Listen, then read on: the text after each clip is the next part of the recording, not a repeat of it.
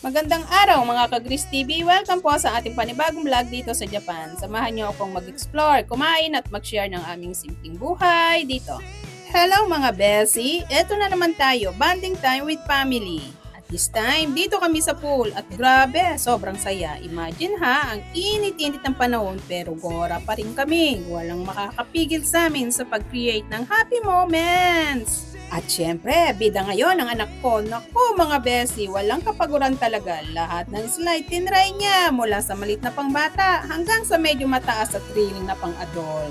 Baga, wala siyang pinalampas. Every time na bumaba siya, kita mo yung joy sa mukha niya, yung tawa na nakakahawa, yung sigaw na puno ng excitement. Ako naman, hehehe, spector lang ako sa gilid. Hindi ko kasi kaya yung mga matataas na slide. May lula ako dyan. May takot talaga ako dyan eh. Pero you know what? Okay lang. Kasi habang pinapanood ko silang sobrang nag-i-enjoy, parang ako na rin mismo yung sumasakay.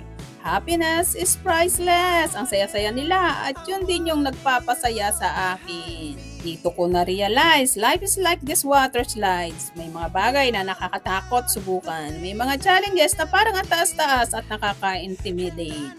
Pero sa mga bata, walang takot. Try lang sila ng try. Siguro kasi sa puso nila, mas malaki ang excitement kaysa sa fear. Sana, ganun din tayo sa buhay. Mas piliin natin yung joy kaysa sa takot sa puso.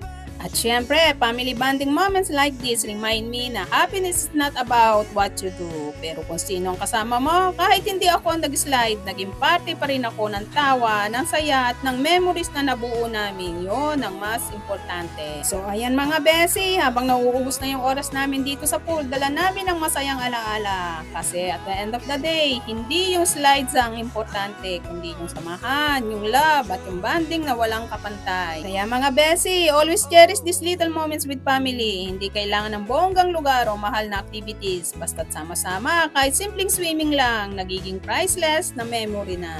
Ganito muna mga ka-friends. See you again sa next nating banding adventure. Keep smiling, keep loving, and keep creating memories with your loved ones. Ako nga pala si Gris TV and this is your Kilig Hugot and Healing mula dito sa Japan. Don't forget to like, share, and subscribe. Kita-kits sa next adventure. Matulog kang may ngiti at kumising kang may pag-asa. Salamat po sa panunood mga ka-Gris TV. Huwag kalimutan i-like, i-share at mag-subscribe. Kita-kits sa susunod kong vlog. Bye-bye!